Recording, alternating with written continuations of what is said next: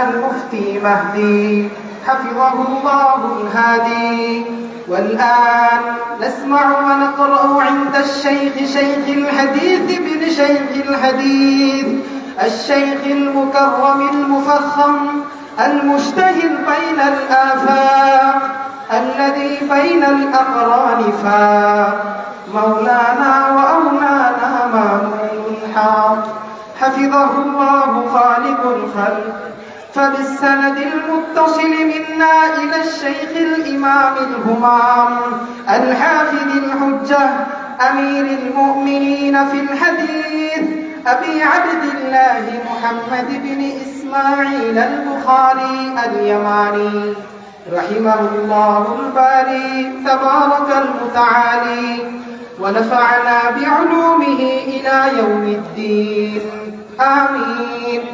أنه قال: باب قول الله: ونضع الموازين القسط ليوم القيامة وأن أعمال بني آدم وقولهم توزن. وقال مجاهد: القسطاس العدل بالرومية. ويقال القسط مصدر المقسط وهو العادل، وأما القاسط فهو الجائر.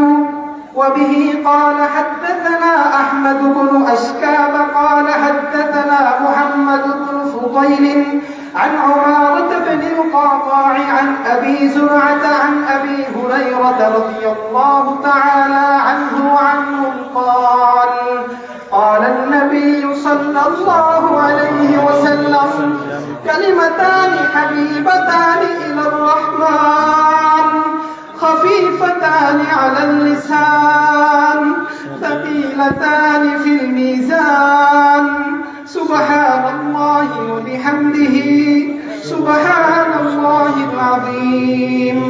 وصلى الله تعالى على سيدنا محمد وعلى آله وأصحابه وأزواجه وذرياته أجمعين آمين يا رب العالمين.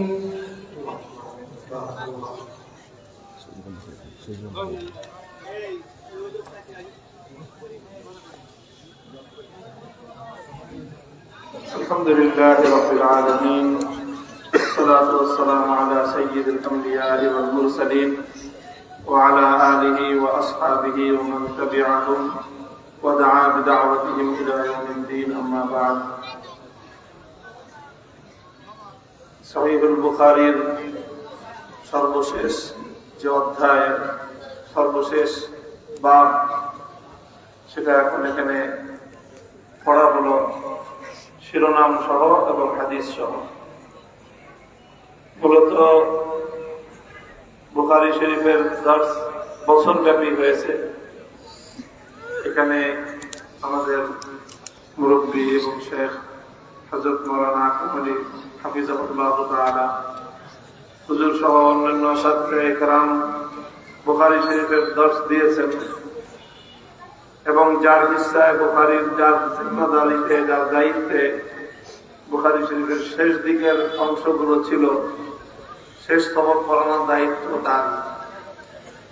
আমি জানি না যে হুজুর আবার আমাকে কেন আনলেন। এখন যিনি বুখারী শরীফ জিলদে সানির আখেরি হিস্সা দিয়েছেন, অন্তত শেষ তবক পড়ানোর জন্য ওনার ইজাজতের প্রয়োজন আছে।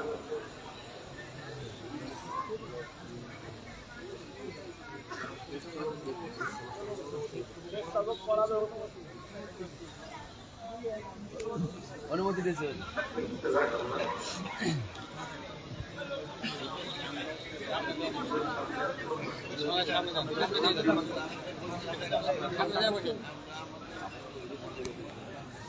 জি আলহামদুলিল্লাহ, এটা আমাদের একটা তরিকা। এটা আমাদের মাদ্রাসা কওমি মাদ্রাসাগুলোতে আমরা এই বিষয়টা লক্ষ্য রাখি যে আমরা আমাদের মধ্যে যারা মুরব্বী থাকেন, বুজুর্গ থাকেন, বড় থাকেন, তাদেরকে আমরা সবসময় উপস্থিত করতে পারি না। বছরের শুরুতে, ইফতিতাহের সময়, উদ্বোধনের সময় অথবা সমাপ্তির সময় তাদেরকে এনে আমরা তাদের কাছ থেকে একটু বরকত হাসিল করি। তো সেই হিসাবে এখানে শুরু বা সূচনা, উদ্বোধন অথবা সমাপ্তি, ইখতিতাম এর বরকতের জন্য আমি কোনোভাবেই কোনো উপযুক্ত ব্যক্তি না। কিন্তু হুজুররা একটা বিষয়কে এখানে অবশ্যই গুরুত্ব দিয়েছেন, সেটা হলো আমার একটা সম্পর্ক আছে। আমার মধ্যে কোনো বরকত নাই, বুজুর্গের কিছুই নাই, বাকি আমার মধ্যে একটা নিসবত আছে। আমার আব্বাজান ওয়ালিদ মারহুম শাইখুল হাদিস আল্লামা আজিজুল হক রাহমাতুল্লাহ আলাইহির সন্তান আমি, হুজুরের শাইখের ছাত্র আমি, রুহানি এবং জিসমানি দুই দিকের সন্তান। হুজুররা সবাই শুধু রুহানি সন্তান। তো সেই হিসাবে উস্তাদের সন্তানের প্রতি সম্মান প্রদর্শন, এটা মূলত উস্তাদের প্রতি সম্মান প্রদর্শন। আমি মনে করি বাহির দেওয়ার মতো একটি ঐতিহ্যবাহী অন্যতম প্রাচীন একটি মাদ্রাসার দারসে বুখারীর খতমে বুখারীর জন্য আমি কোনোভাবেই উপযুক্ত কোনো ব্যক্তি না।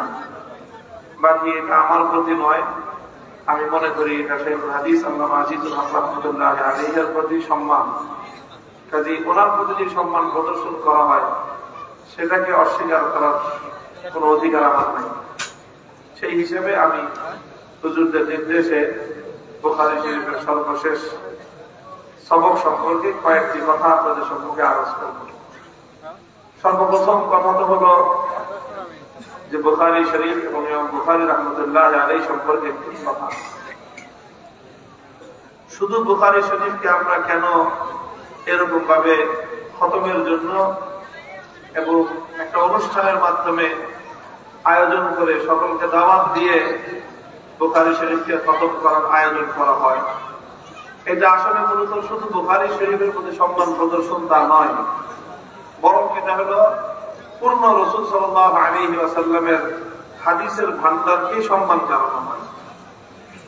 বুখারী শরীফের একটা প্রতীকী বিষয়, হাদিসের খিদমত শত শত বছর ধরে হয়েছে।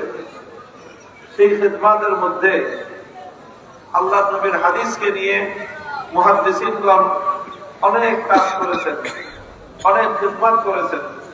এই খিদমতের মধ্যে সর্বোচ্চ পর্যায়ের খিদমতটা করেছেন ইমাম বুখারী রাহমাতুল্লাহ আলাইহি তার এই কিতাব সংকলনের মাধ্যমে। আরো অনেকেই করেছেন, বাকি অনেকে এটা বিস্তারের খিদমত করেছেন, সম্প্রসারণের খিদমত করেছেন।